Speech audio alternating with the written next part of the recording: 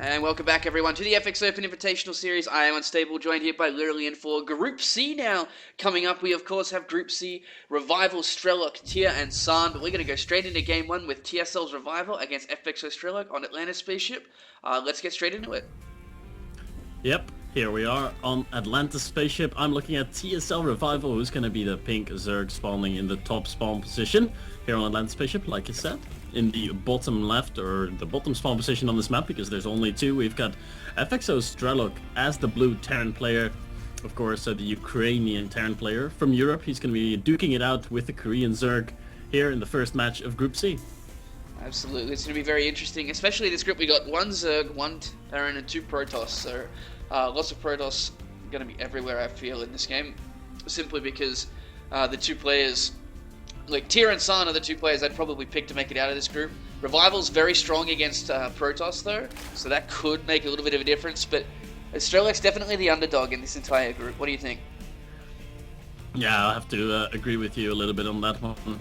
Strelok has been around for ages, you know, in the European scene and in the international scene as well, but it's been a while since he's made a real, you know, international, a real tournament win or anything. He used to be super good when StarCraft 2 just released. He used to be one of the best, you know, Terrans in Europe, but he hasn't really been able to show that as much, I feel, in the last, you know, the last months.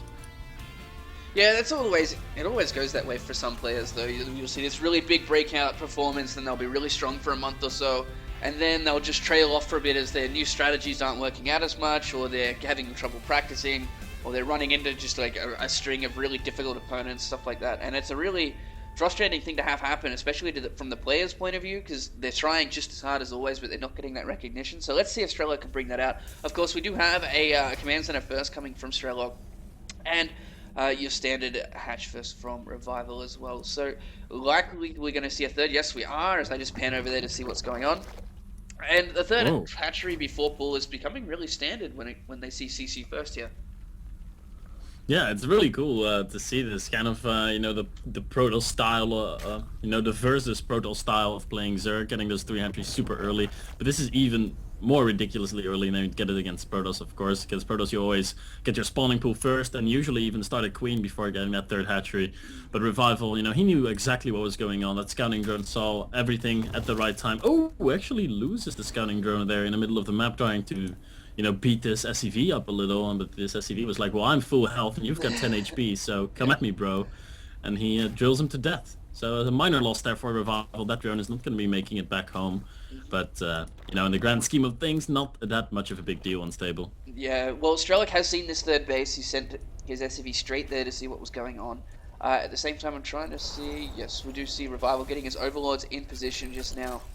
Straight into a factory, though. He's already got one gas and taking a second right now. So we're likely going to see some reacted Hellions popping out of here quite soon. But this map is an extremely long map to actually get across, so it's difficult to put any kind of pressure on, especially given the fact that we already have two queens on the way now for Revival. He does not have any gas just yet, though, so it's likely he's going to go up to that 6 queen mark for the defense against any kind of early pressure and Hellion builds that we've seen recently, and then just jump into 2, 4, and sometimes even 6 gas straight away and start taking. Yeah, that's most likely what we're going to see Revival do here. He's going to get so many queens, currently 3 queens in production, and I think he's going to go on and produce maybe 1 or 2 more, maybe go up to the 6 queen mark, as you said, Unstable. Could very well be the case. Let's take a look what FXOStrelok is doing exactly. He just killed the supply depot at the bottom of his ramp, and he is now finishing up his reactor on the factory, so he will be switching them up in a second. There's only a few Zerglings out on the map for Revival right now, just for scouting purposes. Only 2 Lings, but there's only 2 Marines as well. So Strelok is going to be more than fine, and so is Revival. Those Marines cannot really do anything. They're just there for defensive purposes. No bunker at the front or anywhere for Strelok, because he has, of course, seen the 3 hatcheries, but around this time, you know, you might still want to get a bunker at some point. You never know what Zerg can do after grabbing that 3rd hatchery. I've seen bailing busts coming out of, sort of, you know, the European Zerg player that we also have. Is he playing in this tournament? Is sort of in this tournament? Off the top of my head, no. No, I don't think so. But he's been playing he's been doing really well in the international scene as of late, qualifying for a lot of different international tournaments.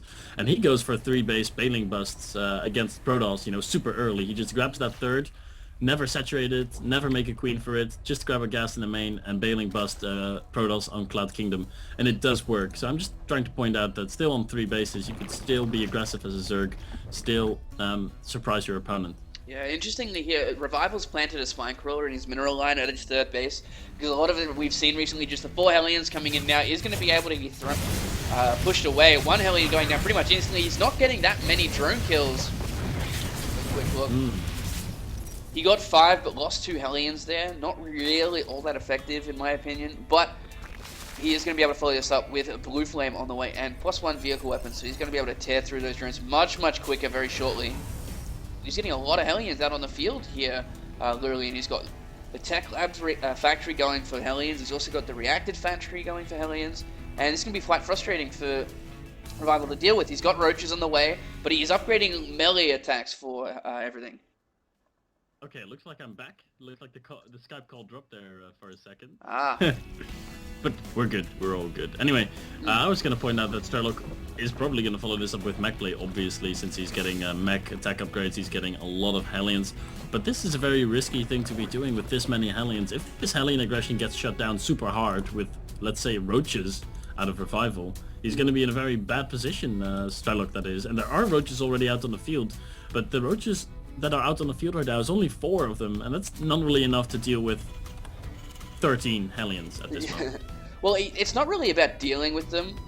It's more about trying to deter them at this point. Like, I do like the wall off that we've got here from Revival. Looking at his vision, he did see the 2nd factory, so that would be why that's coming up here. He's got 3 queens, 4 queens and a Spine Crawler down here, but he does see the Blue Flame. Those Steel Hellions on very low health at the moment. And here we go, they're going to run straight past these queens. Actually could kill the queens, doing so much damage. There's no transfusers. 2 queens go down pretty much instantly. And a 3rd one as well. He's killing creep tumors in the splash damage as well. There's just so many Hellions, he can kill Roaches as well. This is very dangerous. He needs to be careful of these drones here. They're losing another queen. And he's going to lose all of these drones. Even going, he's going to go to work on that Spine Crawler as well. That's not a sight you see very often, Blue Flame Hellions killing Spine Crawlers, but I think the Roach count is now getting a little bit too high. Yep. We're going to see Strelok try to get into the natural... Oh, the Queen! Oh, that was very close. That was indeed very close and stable. Looks like Revival overestimated the power of Queens there a little bit. You know, his 3 Queens running into like 14 Hellions. Yes. Oh, the Hellions! Oh! No. That was weird. Forward, back, while everything dies. Okay, that makes sense. A little bit of a miscontrol there by Strelok. Really cost him, but he has got his 3rd base up and running. He's making it into a planetary, which is interesting. A lot of times you see that into an orbital and the 4th into a planetary. However, looking at the worker counts, 22 workers lost, but Revival's still at 62 to 60. He's got 19 Roaches on the field. There's only Hellions in play here for Strelok as well. So the transition here is going to be very interesting. He's going actually for Overlord drops. Ooh, that's pretty cool. Overlord speed being researched as well. Roach speed about to finish up. So we're going to see Revival drop all over that mech army. Maybe even go for a Doom drop in the main base, trying to abuse the immobility of that Roach army. The Roaches are in the middle of the map. The Hellions, no, don't engage this, Mr. Hellions. This is not a good trade for you. 4 Roaches are a little bit too much, especially with the reinforcements coming up there. And once again, Strelok losing...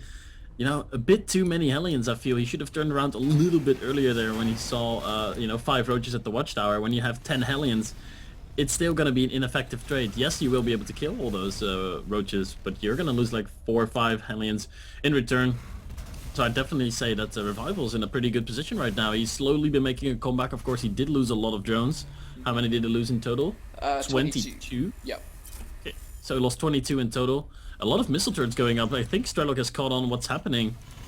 Look at that. He's got a missile turret ring in his main base. He knows exactly what's coming. So let's see if Revival can find an angle to go in. Well, he's coming in on the right-hand side of the 3rd. Sees that planetary. Draws a lot of the units away. Siege mode only just finished up. 3 tanks at a time here for Strelok at the moment. It looks like we're going to see the drop into the main base here for Revival as he's trying to deal with these forces on the right-hand side. He's actually drawing them completely out of position. +2 is on the way for those vehicle weapons for Strelok, but it's going to be really difficult to hold off this push. He is going to get a couple of the Overlords, but Revival's likely going to just lead with a couple of empty ones as he goes in here because the turrets are there. We even have a fourth command center being built now, and a fourth hatchery for Revival as well. It's going to come down to, can Strelok live through this drop here? We do see, of course, he's going to come straight in onto the tanks, I have a feeling.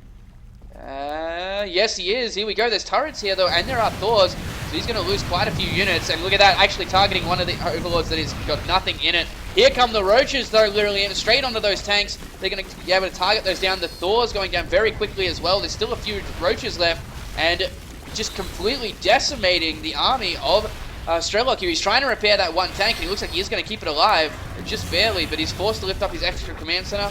And the downside of mech is you cannot reproduce any army, and it looks like that is going to be the game over because he just can't deal with these Roaches. No, he cannot unstable. There's one Thor coming out in a minute, and in 30 seconds we'll have one siege tank out on the field. Strelok is over and out. GG gets called by Strelok as he leaves the first game of Group C. Absolutely. So we'll be right back with game number 2 and see which one of these guys can advance to the winners bracket. Winners match, sorry, not bracket.